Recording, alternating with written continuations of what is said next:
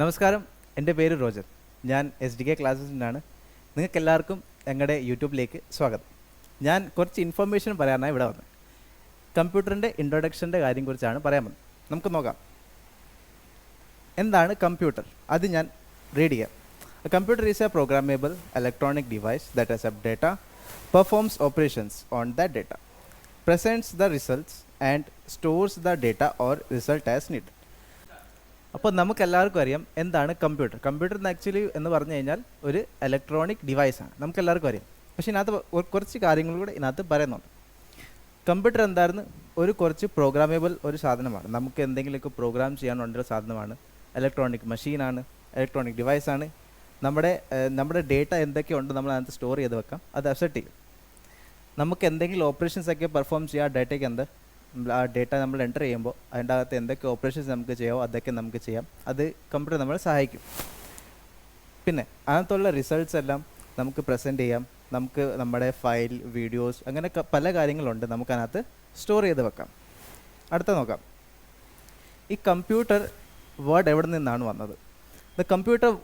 The word computer comes from the word compute, which means calculate. നമ്മുടെ ഈ computer word എവിടെ നിന്നാണ് വന്നത്?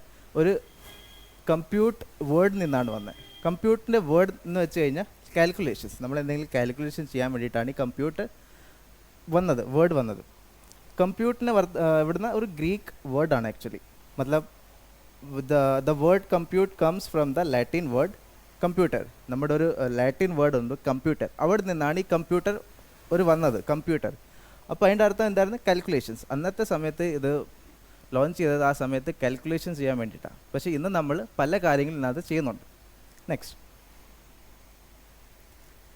a computer system is defined as combination of components designed to present data and store files. Computer system എന്തുവാ? ഒരു definition നോക്കുകയാണെങ്കിൽ ഒത്തിരി കാര്യങ്ങൾ അതിനകത്തുണ്ട്. നമ്മളതിനകത്ത് മദർ ബോർഡ് ഉണ്ട്, CPU ഉണ്ട്, കീബോർഡ് ഉണ്ട്, അങ്ങനെ പല കാര്യങ്ങൾ ചേർന്ന് നിന്നാണ് ഒരു കമ്പ്യൂട്ടർ ഉണ്ടാകുന്നത്.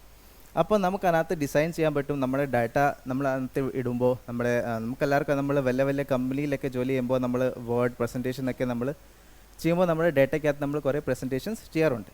അപ്പോൾ ഡേറ്റ പ്രസൻറ്റ് ചെയ്യാം, നമുക്ക് ഫയൽ സ്റ്റോർ ചെയ്യാം, അങ്ങനെ ചെയ്യാം. അപ്പോൾ നിങ്ങൾ എൻ്റെ സ്ക്രീനിൽ കാണുമ്പോൾ നമുക്കൊരു ഇത് കാണാം. ഇതിനകത്ത് ഇപ്പോൾ 3 കാര്യങ്ങളാണ് നമുക്ക് വേണ്ടത്. ആക്ച്വലി നമുക്കൊരു ഹാർഡ്വെയർ വേണം, ഇതിൻ്റെ അകത്ത് സോഫ്റ്റ്വെയർ വേണം, അതിനെ യൂസ് ചെയ്യാൻ നമുക്കൊരു യൂസറിനെ വേണം. ഈ 3 കാര്യങ്ങളുണ്ടെങ്കിൽ നമുക്ക് പെട്ടെന്ന് കമ്പ്യൂട്ടർ നമുക്ക് മനസ്സിലാക്കാൻ പറ്റും. ഇത് യൂസർ ഇല്ലെങ്കിൽ കമ്പ്യൂട്ടർ വർക്കാവോ ഇല്ല. ഹാർഡ്വെയർ ഉണ്ടെങ്കിൽ കമ്പ്യൂട്ടർ വർക്കാവോ ഇല്ല. സോഫ്റ്റ്വെയർ ഉണ്ടെങ്കിലോ അതും പറ്റത്തില്ല. അപ്പോൾ ഈ 3 കാര്യങ്ങളിൽ നിന്ന് ഇമ്പോർട്ടൻ്റ് ആണ്. Computer system require hardware, software and user to fully functions. അപ്പോൾ ഈ 3 കാര്യങ്ങൾ ഇതിനകത്ത് ഇമ്പോർട്ടൻ്റ് ആണ്. ഹാർഡ്വെയർ വേണം, സോഫ്റ്റ്വെയർ വേണം, കാരണം അതിന് ഫുള്ളി ഫങ്ഷൻ ചെയ്യാൻ വേണ്ടിയിട്ടാണ്. ഓക്കെ. കമ്പ്യൂട്ടർ എന്ന് വെച്ച് കഴിഞ്ഞാൽ ഒരു മെഷീനാണ്, ഇലക്ട്രോണിക് മെഷീനാണ്. അതിൻ്റെ അകത്തെന്ന് വെച്ച് കഴിഞ്ഞാൽ നമുക്ക് അതിൻ്റെ ലാംഗ്വേജ് മനസ്സിലാക്കാൻ പറ്റത്തില്ല. നമ്മുടെ ലാംഗ്വേജ് അതിനും മനസ്സിലാക്കാൻ പറ്റത്തില്ല. നമ്മളിപ്പോൾ ഹിന്ദി, ഇംഗ്ലീഷ്, മലയാളം ഇതൊക്കെ നമ്മൾ അതിനകത്ത് ടൈപ്പ് ചെയ്തിടും, പക്ഷേ അതിനൊന്നും ഇത് മനസ്സിലാവത്തില്ല. അതിൻ്റെ ലാംഗ്വേജ് കൺവേർട്ട് ചെയ്തിട്ടാണ് അത് മനസ്സിലാക്കുന്നത്. അപ്പോൾ അങ്ങനെയാണ് ഈ കമ്പ്യൂട്ടർ ഉണ്ടാകുന്നത്. ഇവിടെ കുറച്ച് ഹാർഡ്വെയറും സോഫ്റ്റ്വെയറിൻ്റെ കുറിച്ച് ഞാൻ ചെയ്തിട്ടുണ്ട്. ഹാർഡ്വെയർ എന്തൊക്കെയാണ്? Keyboard, CPU, display, mouse, speaker, headphones, printer, ഇതൊക്കെയാണ് നമ്മുടെ കുറച്ച് ഹാർഡ്വെയർ. ഇനി സോഫ്റ്റ്വെയർ നോക്കുവാണെങ്കിൽ നമ്മൾ ഈ Gmail, Android, Chrome, Java, Windows 7, ഇത് നമ്മുടെ വേർഡ്, ഇതൊക്കെ നമ്മൾ യൂസ് ചെയ്യുമ്പോൾ ഇതൊക്കെ എന്താണ്? നമ്മുടെ സോഫ്റ്റ്വെയർസാണ്. അപ്പോൾ നിങ്ങൾക്ക് ഈ കുറച്ച് വീഡിയോ മനസ്സിലായെന്ന് ഞാൻ വിശ്വസിക്കുന്നു. ഇതിനെക്കുറിച്ച് മുന്നോട്ടുള്ള വീഡിയോ ഞാൻ ഇനിയും കൊണ്ടുവരും.